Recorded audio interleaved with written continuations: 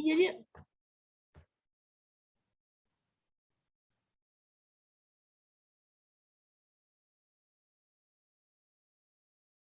Assalamualaikum warahmatullahi wabarakatuh. Kami dari kelompok 7 ingin mempresentasikan hasil kerja kelompok kami. Sebelumnya kami ingin memperkenalkan diri. Nama saya Lukmanul Hakim sebagai moderator. Selanjutnya ada Dewi Fajar Maharani sebagai anggota, Revi Clarina sebagai anggota, Rizky Fajar Ramadan, dan Talita Salsabila Samad. Materi pertama akan dibacakan oleh saya sendiri. Pengertian jaminan perorangan. Jaminan perorangan atau Bortot adalah perjanjian antara kreditor berpiutang dengan seorang pihak ketiga yang menjamin dipenuhinya kewajiban-kewajiban debitor. Perjanjian antara kreditor dengan pihak ketiga, penanggung, dapat dilakukan sepengetahuan si debitor atau bahkan tanpa sepengetahuannya. Jaminan Broktot bersifat aksesorir, artinya keberadaan jaminan ini tergantung pada perjanjian pokoknya, yaitu perjanjian kredit. Perjanjian jaminan Bortot hapus apabila perjanjian pokoknya hapus. Selanjutnya materi akan disampaikan oleh Dewi Fajar Maharani.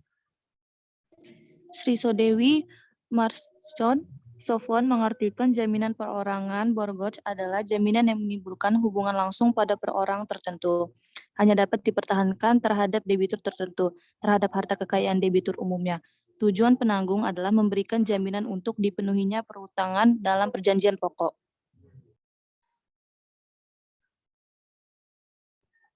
Dasar hukum. Dasar hukumnya diatur pada pasal 1820 sampai 1850 Kitab Undang-Undang Hukum Perdata. Pasal 1820 KUHP Perdata menjelaskan bahwa perjanjian dengan mana seorang pihak ketiga guna kepentingan si berpiutang atau kreditur mengikatkan diri untuk memenuhi perjanjian si berutang atau debitur, manakala orang ini sendiri atau debitur tidak memenuhi wan prestasinya. Materi selanjutnya akan disampaikan oleh Revi. Ciri-ciri jaminan perorangan. 1. Mempunyai hubungan langsung dengan orang-orang tertentu. 2. Hanya dapat dipertahankan pada orang tertentu. 3. Seluruh kekayaan debitur menjadi jaminan pelunasan hutang. 4. Menimbulkan hak perorangan yang mengandung asas kesamaan atau keseimbangan. 5. Jika pailit, maka harta dibagikan pada kreditur seimbang dengan besarnya piutang. Lalu jenis-jenis jaminan perorangan. 1. Jaminan penanggungan atau Borgot adalah kesanggupan pihak ketiga untuk menjamin debitur. Yang kedua, jaminan garansi atau bank garansi pasal 1316 KUH Perdata, yaitu bertanggung jawab guna kepentingan pihak ketiga. Yang ketiga, jaminan perusahaan. Materi selanjutnya akan disampaikan oleh Rizky Fajar Ramadan. Syarat menerima pribadi atau perusahaan. 1. Legalitas subjek penerima jaminan pribadi atau perusahaan. 2. Orang. Perhatikan kecakapan bertindaknya. Bagi yang menikah harus ada suami istri. 1. Perusahaan. Perhatikan anggaran dasar terkait kepengurusan. Bila perusahaan yang berbentuk PT, lihat apakah perlu persetujuan REUPS. 1. Pastikan dan yakini bahwa pemberi jaminan pribadi perusahaan memiliki harta yang cukup, baik saat ini maupun nanti saat pada dicairkan.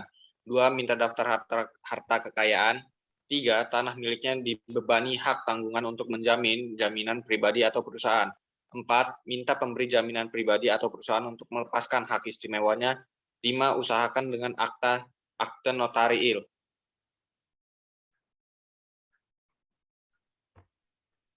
Ciri-ciri atau sifat jaminan perseorangan. 1. Merupakan jaminan yang bersifat perorangan, yaitu adanya pihak ketiga atau badan hukum yang menjamin pemenuhan prestasi manakala debiturnya wan prestasi. Pada jaminan yang bersifat perorangan pemenuhan prestasinya dapat dipertahankan terhadap orang-orang tertentu, yaitu debitur atau penanggungannya. 2. Bersifat aksesorir, yakni perjanjian yang mengikuti perjanjian pokoknya. Perjanjian penanggungan akan batal demi hukum atau hapus jika perjanjian pokok juga batal demi hukum atau hapus. 3. Materi selanjutnya akan dibacakan oleh Talita. 3. Untuk perjanjian yang dapat dibatalkan, perjanjian aksesorirnya tidak ikut batal meskipun perjanjian pokoknya dibatalkan. Misalnya, perjanjian pokok dibuat oleh orang yang tidak cakap sehingga dapat dibatalkan dan bila hal ini terjadi, maka perjanjian penanggungannya dianggap tetap sah. 4. Bersifat sepihak di mana hanya penanggung yang harus melaksanakan kewajiban. Tetapi ada kalanya kreditur menawarkan suatu prestasi sehingga pihak ketiga mau menjadi penanggung dan dalam keadaan demikian perjanjian bersifat timbal balik. 5. Besarnya penanggungan tidak akan melebihi besarnya prestasi atau perutangan pokoknya tetapi boleh lebih kecil. Jika penanggungan lebih besar maka yang dianggap sah hanya yang sebesar utang pokok pasal 1822 BW. 6. Bersifat subsidiair jika ditinjau dari sudut cara pemenuhan prestasi. Hal ini berdasarkan pasal 1820 BW bahwa penanggung mengikatkan diri untuk memenuhi perutangan debitur manakala debitur sendiri tidak memenuhinya. Ini berarti penanggungan hanya terikat secara subsidiair karena hanya akan melaksanakan prestasi jika debitur tidak memenuhi, sedang debitur yang harus tetap bertanggung jawab atas pelaksanaan prestasi tersebut dan setelah penanggung melaksanakan prestasi maka ia mempunyai hak regres terhadap debitur. 7. Beban pembuktian yang ditunjukkan ke si berutang dalam batas-batas tertentu juga mengikat si penanggung. 8. Penanggungan diberikan untuk menjamin pemenuhan perutangan yang timbul dari segala macam hubungan hukum, baik yang bersifat perdata maupun bersifat hukum publik, asalkan prestasi tersebut dapat dinilai dalam bentuk uang. Berakhirnya jaminan perorangan. Di dalam pasal 1381 KUH Perdata ditentukan 10 cara berakhirnya perjanjian penanggungan utang yaitu 1. Pembayaran, 2. Penawaran pembayaran tunai diikuti dengan penyimpanan atau penitipan, 3. Pembaharuan utang, 4. Penjumpaan utang atau kompensasi, 5. Pencampuran utang, 6. Pembebasan utangnya, 7. Musnahnya barang yang terutang, 8.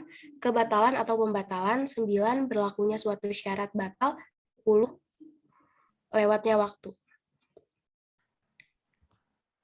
Terima kasih atas perhatiannya. Sekian presentasi dari kami. Assalamualaikum warahmatullahi wabarakatuh.